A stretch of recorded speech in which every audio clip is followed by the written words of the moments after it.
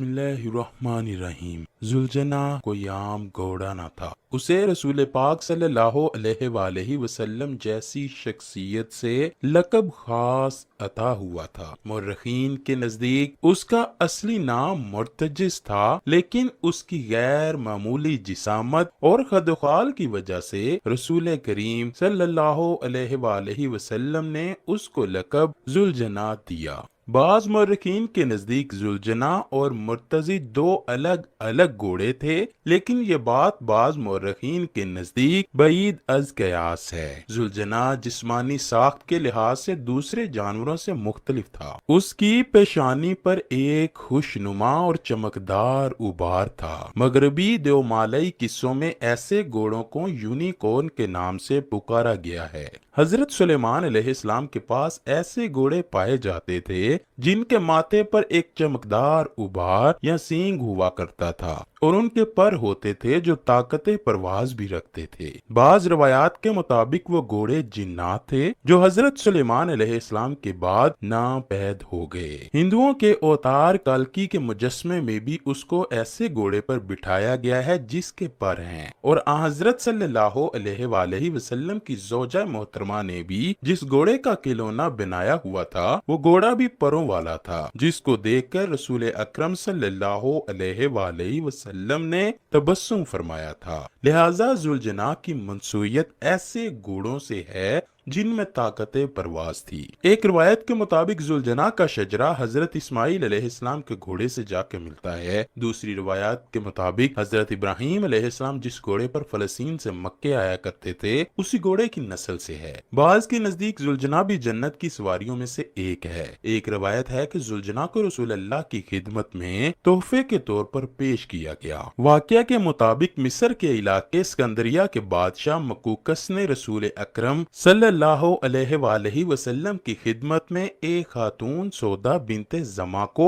اور ایک بے مثال گھوڑا روانہ کیا۔ رسول اکرم نے حضرت سودا بنت زما کو عقد کے ذریعے داخل حرم کیا اور گھوڑے کو پرورش کے لیے حضرت علی شیر خدا کے سپرد کیا۔ یہاں یہ بات قابل ذکر ہے کہ ایک بادشاہ اپنے وقت کی سب سے با اثر شخصیت کو جو تحفہ پیش کر رہا ہے لازمی ہے کہ اس میں کوئی نہ کوئی خاص بات ہوگی۔ کہا جاتا ہے کہ اسکندریہ کے علاقے میں جو مصر کے شمال اور بحیرہ روم کے جنوبی کناروں پر واقع ہے ایک گھوڑا جو آزادانہ پھرتا دیکھا جاتا تھا۔ یہ گھوڑا افسانوی کردار کا مالک تھا۔ بہت سے بہادروں اور مہم جوؤں نے اس کو گرفتار کرنے کی کوشش ناکام رہے۔ اس طرح اس گھوڑے کا قصہ زبان زد عام ہوتا گیا۔ ایک طرح گھوڑے کا ذکر موقوف الفطرت داستان کے طور پر ہونے لگا۔ بادشاہ مقوقس نے رسول اللہ کی خدمت میں بے مثال تحفہ بھیجنے کا ارادہ کیا تو سب سے پہلے اپنے کرندوں کو اسی گھوڑے کو پکڑنے کی خاطر روانہ کیا۔ مقوقس کے کرندے اس گھوڑے کو پکڑنے میں کامیاب ہو گئے کیونکہ اس کی نیت اچھی تھی، لیکن اس پر وہ سواری نہ کر سکے۔ چنانچہ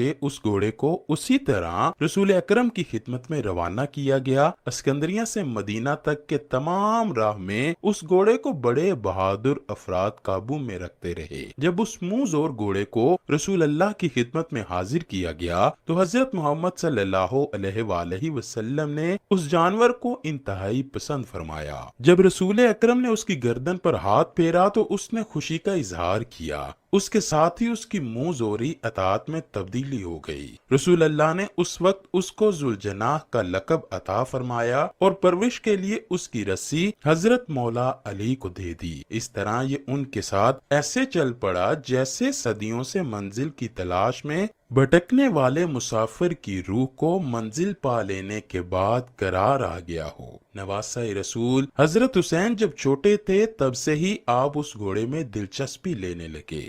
ایک دفعہ شہزادہ حضرت حسین اپنے نانا حضرت محمد کے پاس گئے تو رسول اللہ اپنے اصحاب کے ساتھ گھوڑے کے پاس ہی کھڑے تھے۔ آقائے دو جہاں حضرت محمد نے جب اپنے نواسا حضرت حسین کو اپنے پاس آتے دیکھا تو بہت خوش ہوئے۔ آپ نارے نواسے، کیا آپ گھوڑے پر سواری کرنا چاہتے ہیں؟ حضرت امام حسین نے جواب دیا، جی ہاں نانا جان، میں گھوڑے کی سواری کرنا چاہتا ہوں۔ جب یہ نانا اور نواسے میں بات چیت ہو رہی تھی تو وہ گھوڑا بڑے غور سے حضور اکرم اور شہزادہ حضرت حسین کی باتیں سنتا رہا۔ جب دونوں کی باتیں ختم ہوئی تو گھوڑا نواسہ رسول کے پاس آ کر بیٹھ گیا تاکہ حضرت حسین گھوڑے پر سوار ہو سکیں۔ حضور اکرم نے فرمایا، بیٹا یہ وہی گھوڑا ہے جو میدان کربلا میں تمہاری سواری اور مددگار ہوگا۔ اس کے بعد نبی اکرم صلی اللہ علیہ وآلہ وسلم نے یہ گھوڑا حضرت سیدنا حسین کو تحفے میں دے دیا۔ اس کے بعد ذوالجناح حضرت مولا حسین کے پاس آیا۔ میدان کربلا میں حضرت مولا حسین پر جب مشکلات آئیں اور یزیدی لوگ بھی ذوالجناح پر فکر کرنے لگے۔ کربلا کے میدان میں ذوالجناح کو پانی پینے کا کافی بار موقع ملا، لیکن ذوالجناح نے پانی نہ پیا،